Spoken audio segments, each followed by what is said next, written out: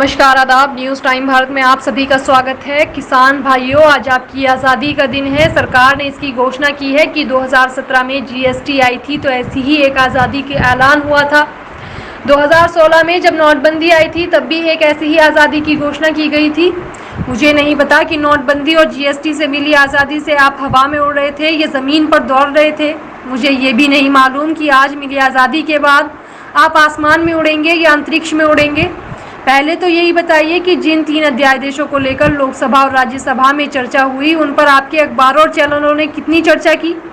आप जून के महीने से चैनलों पर सुशांत सिंह राजपूत के बहाने अश्लीलता की हदों को पार करते हुए मीडिया कवरेज में डूबे थे या कृषि अध्यादेश पर हो रही चर्चाओं से जागरूक किए जा रहे थे। किसी ने कहा कि अखबार और चैनलों से किसान गायब हो चुके हैं, फिर भी किसान अखबार और चैनलों को न्यूनतम समर्थन मूल्य हर महीने देते हैं। राज्यसभा में जो हुआ उसे छोड़ देते हैं। विपक्ष ने लोकतंत्र की हत्या के आरोप लगाए हैं कि वोटिंग की जगह ध्वनिमत से पास कराना और राज्यसभा के टेलीविजन चैनल पर प्रसारण रोकने के आरोप की सत्यता कभी सामने नहीं आ पाएगी। आ भी गई तो क्या हो पाएगा। मुझे यकीन है जब आप किसान 14 जून के बाद से सुशांत सिंह राजपूत का कवरेज देखने में लग गए थे या मजबूर किए गए थे तो आज ऐसा क्या हो गया कि उन चैनलों पर किसानों की ज़िंदगी से जुड़े बिल के पहलुओं पर चर्चा हो रही होगी। नरेंद्र मोदी जी ने आपको आज़ादी दी है तो सोचकर ही दी होगी, इसीलिए आपको बधाई। पर क्या ये 3 अध्यादेश आज जो कानून बने हैं किसान आंदोलनों की मांग के नतीजों में लाए गए थे? क्या आप भूल गए कि आपने मार्च 2018 में और नवंबर 2018 में महाराष्ट्र और दिल्ली में पदयात्रा और किसान मुक्ति संसद का आयोजन क्यों किया था?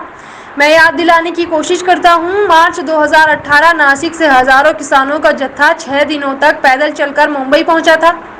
200 किलोमीटर की इस यात्रा में किसानों के अनुशासन ने मुंबई का भी दिल जीत लिया था। अखिल भारतीय किसान सभा के बीजू कृष्णन के नेतृत्व में इस मार्च का आयोजन हुआ था। किसान आजाद मैदान में जमा हुए थे और विधानसभा का घेराव करना चाहते थे। किसान सरकार से कह रहे थे कि लागत का 1.5 गुना मांग रहे थे। महाराष्ट्र सरकार ने मांगों पर विचार करने के लिए एक कमेटी बनाई थी। 30 नवंबर 2018 को किसान फिर से दिल्ली में जमा हुए।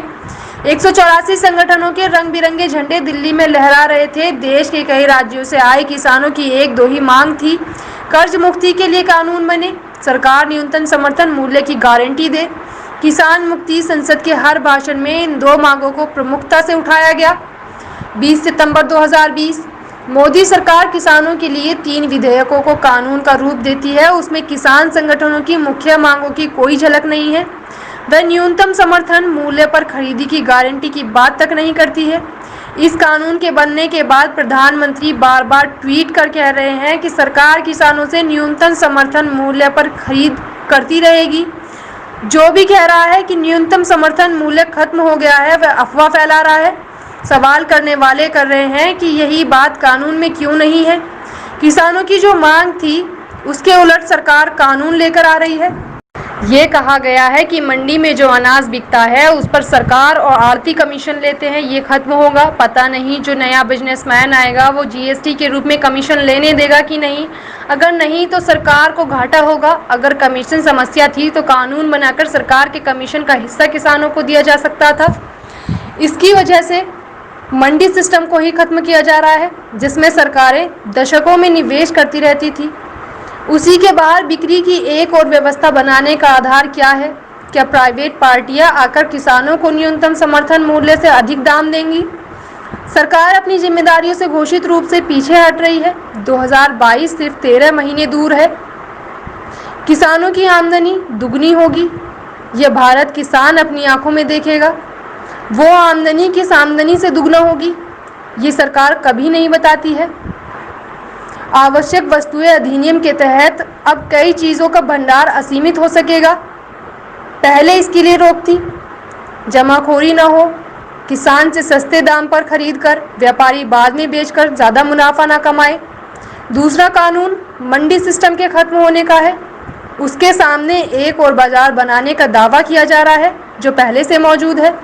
तर्क दिया जा रहा है कि मंडी सिस्टम का एकाधिकार खत्म होगा। किसानों ने कहा कि इतना भी कर दीजिए कि उस कानून में ये लिख दिया जाए कि कोई भी चाहे मंडी की आढ़ती हो या बिजनेसमैन का एजेंट न्यूनतम समर्थन मूल्य से नीचे पर खरीद नहीं करेगा। सरकार ने ये भी गारंटी नहीं दी। बिहार के किसान ही बता दें कि जहां मंडी सिस्टम नहीं है, क्या खुले बाजार में उन्हें न्यूनतम समर्थन मूल्य से अधिक पर बिक्री की है।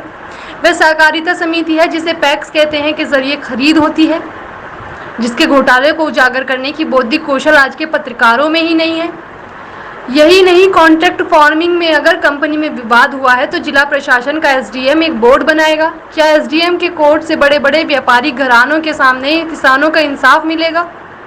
क्या कंपनी के दबाव के बाद भी एसडीएम साहब बोर्ड बना देंगे। जब देश में कोर्ट है तब बोर्ड क्यों बन रहा है।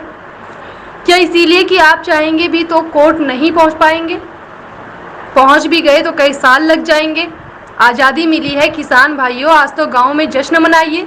भारत के किसान हमेशा से ही अपनी उपज खुले बाजार में बेचते रहे। कई सरकारी रिकॉर्ड के अनुसार बहुत 6% किसान भी मंडी सिस्टम में अपनी उपज बेच पाते थे, यानी उन्हें न्यूनतम समर्थन मूल्य का लाभ मिल रहा था, मगर बाकी किसानों को नहीं मिल रहा था। अगर किसान एग्रीकल्चर प्रोड्यूस मार्केटिंग कमेटी के इतने खिलाफ थे तो ये मांग 184 किसान संगठनों की प्रमुख मांग क्यों नहीं थी।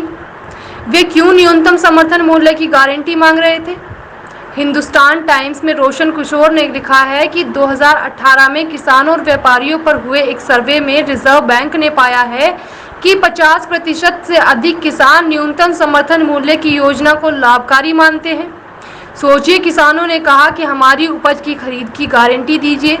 सरकार कह रही है कि आप कहीं भी जाकर बेचिए, हमें क्या, हम आपको आज़ाद कर रहे हैं। आज़ादी मिली है तो हंसा भी कीजिए।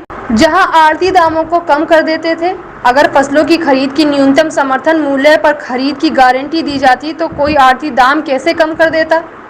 सरकार ने किसानों की इस मांग को क्यों नकार दिया। कॉर्पोरेट की आमद हो रही है, आप स्वागत नहीं करेंगे। प्रधानमंत्री फसल बीमा योजना का हर्ष आपने देखा है। हरियाणा में ही किसानों को प्रीमियम देने के बाद अपने मुआवजे के लिए संघर्ष करना पड़ा। अपवाद को छोड़ो, किसानों को कहीं लाभ नहीं मिला। तो किसान भाइयों, इतना बता दीजिए कि क्या आप कंपनी से लड़ लेंगे। समस्या होगी तो कोई अखबार कवर करेगा, कोई चैनल कवर करेगा, वो अपने विज्ञापन को देखेगा या आपका हित का। क्या आपको पता है कि अखबार और चैनल किसके हैं। चलिए, आज मोदी जी, आज आपको आज़ादी है। उम्मीद है गांव में दिनों दिनों तक खीर सेवइयाँ बनेंगी। होली मुबारक हो, आज़ादी मुबारक हो। ये तो बता दीजिए कि आज आपकी जय हुई या पराजय हुई। ऐसी ही बड़ी खबरों को देखने के लिए जुड़े रहिए हमारे साथ न्यूज़ टाइम भारत। ऐसी ही बड़ी खबरों को देखने के लिए जुड़े रहिए हमारे साथ न्यूज़ टाइम भारत।